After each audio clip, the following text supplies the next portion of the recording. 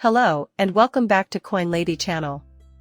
As it turns out, one of Ripple's banking partners, a pretty big bank, this is a multinational bank, has actually made price predictions, including where they expect Bitcoin to be at the end of the year.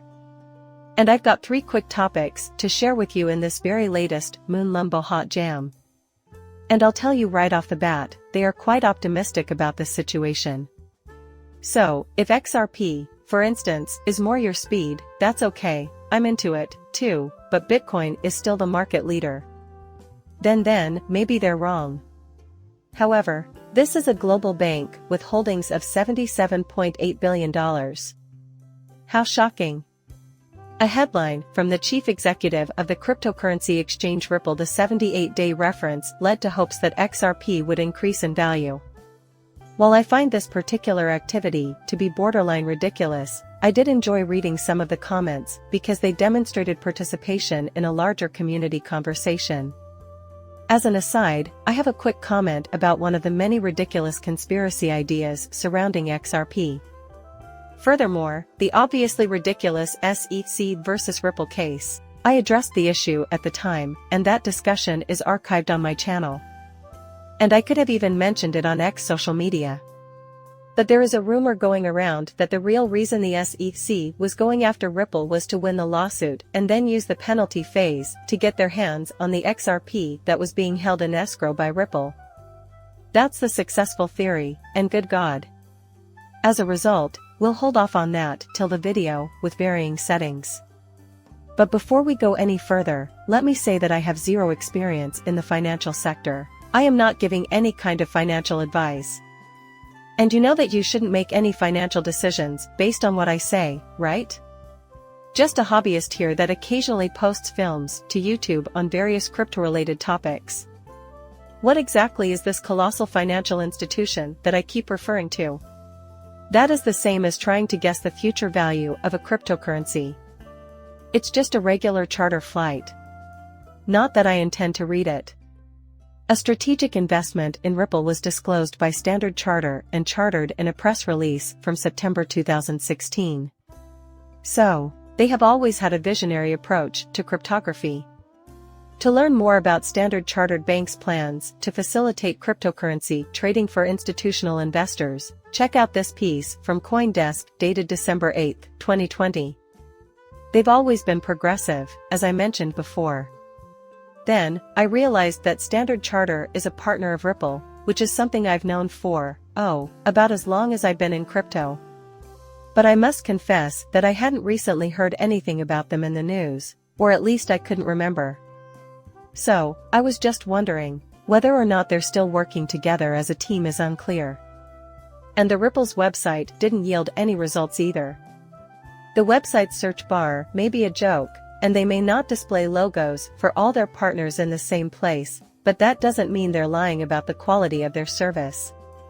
So, I get that that isn't a reliable method of verification either. However, I did come across a story from August, so within the past few months, that highlighted banks who are adopting Ripple technologies from Watcher Guru, and there are more articles out there as well. It's not that I have any reason to believe they wouldn't be paired up, it's just that I haven't heard otherwise.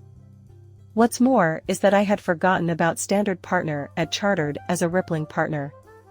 As a result, I decided to do some research and confirm that the answer was still yes. However, bizarre developments have recently occurred. Because I'm giving you the Crypto 101 summary, Bitcoin is predicted to reach $50,000, while Ethereum is predicted to reach $8,000. Many people, I can only speculate what this may imply for XRP if it were true, but more intriguingly, take a look at the Bitcoin timeline on this page. It goes like this, peace.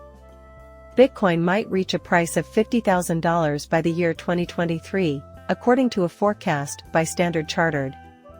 Indeed, readers. The beginning of October marks the start of the final quarter of this year, and before the year is through, the price of Ripple is expected to reach about $50,000, or perhaps Bitcoin, but I don't know, so I just wrote Ripple. So it almost doubles. And then if that happens, even if you're not talking about a full blown out season by that net, which I wouldn't expect necessarily a timescale like the amount of money that would eventually flow into XRP. I can only friggin' guess, or they must already be aware of this. In any case, the ceasefire holds. The most recent estimate is an increase from the bank's April prediction of $100,000, when one of its leading crypto analysts, FX analysts, made a similar prediction. The hopeful Jeff Kendrick. There is now a 20% gain for the leading coin. In light of this, Kendrick predicts that the Bitcoin price might reach $120,000 by 2024. Now, listen up, I don't make price forecasts, and I don't pretend to know what's going to happen beyond my general anticipation, which, I could be wrong about. However, in the long run, I believe this asset class will be valued significantly more than it is today. With our age, anything seems impossible. You see these stats and you know that when people are feeling bad, the last thing they want to hear are these upbeat statistics. Crypto's demise is understandable, however. Not in that way, at least. Even though it's impossible now, things will start moving in the right direction the day we least expect it, and I still believe that the bottom was in November of last year, barring some unforeseen incident that causes the entire world to collapse. That, though, might happen at any time. But other than that, we've already seen the worst of it nearly a year ago. There has been some lateral movement, for sure. That's to be expected, and cryptocurrency in general, but things will soon be heading in an upward direction. The thought of Bitcoin reaching $120,000 does not strike me as absurd. That's not a forecast, but it does make sense. If we consider the market multiplier effect, Bitcoin will be in the lead, while XRP will be absolutely outclassed. That's in line with my expectations. The war is over. One of the major financial firms with a favorable stance toward Bitcoin is the British multinational banking behemoth. The core of the company's argument is that the gloomy crypto winter has ended. And the way things seem now, it seems like miners are keeping some of the cash for themselves. As far as I'm concerned, it's just a matter of time before you are. Additionally, there is this. Yes, the 78-day statement made by Ripple's CEO fueled hope that XRP will increase in value. Linda Jones, an expert on Wall Street, recently started a conversation on the aftermath of last month's lawsuit triumph against the SEC. Particularly, Jones took to X to inquire about the strange allusion to 78 days following the lawsuit triumph decision made by Ripple CEO, Brad Garlin-Holmes. She wanted to know if there was any significance to this comment or if it had been made only as a passing remark. Let me just say this right now.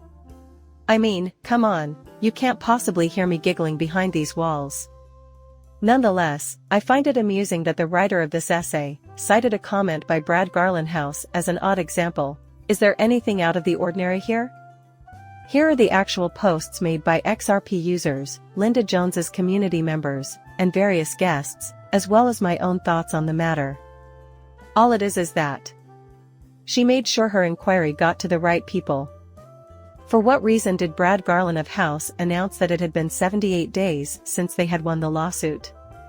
Is there a major explanation for this? Or maybe it's only a passing reference? Okay, so what? What do you think? Comment down below. And there are a lot of individuals who agree with you. Here's an example from XRP, for instance. From the mind of TDP, a community member who wrote, "Here's what I'm thinking, it's been 78 days since I won the lawsuit, so please listen." That fits perfectly with what it is, so it is. In order to provide some context, numbers are sometimes included. As an illustration, I recently returned from a trip out of town. And I found myself in the Music City. For any Yonex who may have seen it, I published a humorous post. Don't even get me started on that, which was hilarious. This time I was successful. I have arrived in the city. Well, let's have a look. So, these days, what the hell? I assume today is Thursday. Exactly, Thursday. It's been 4 days since I returned from a trip to Nashville, Tennessee. It would have been sufficient for me to have simply mentioned that I was in Nashville. However, I had included some extra details. For the simple reason that in everyday discussion, curiosity regarding context often arises. "Oh, when did you do that?" "Well, I figured I might as well let you know." This is a proven fact. You could also meditate on the passage of time.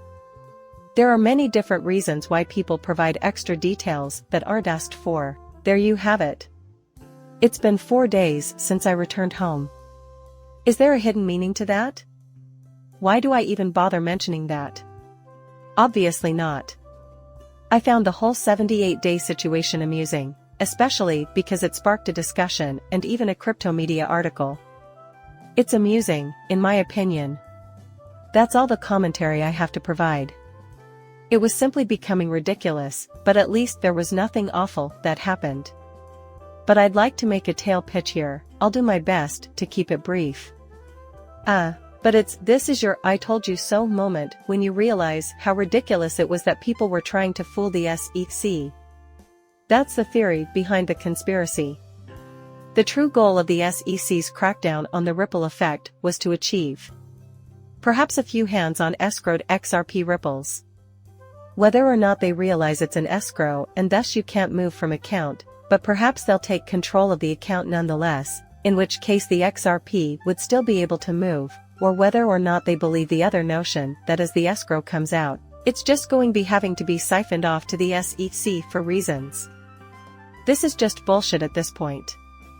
For a variety of factors.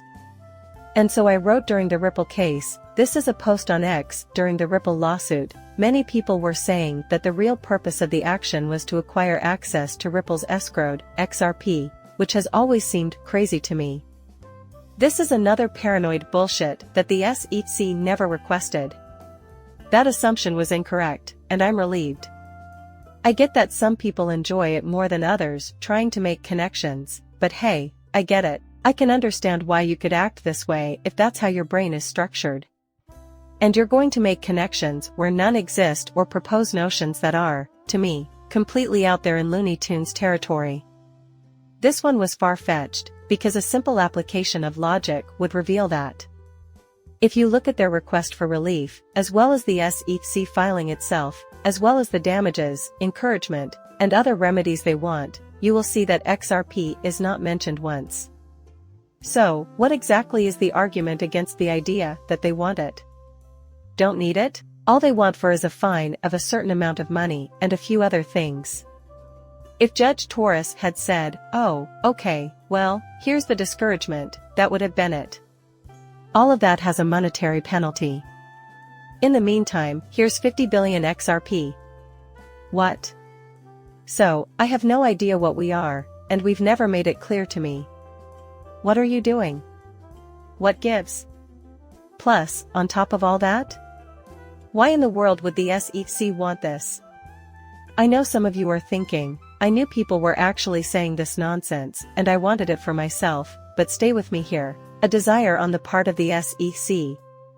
This nonsense, then, rests in the hands of the United States government, which knows full well that it will serve as the foundation of the banking industry.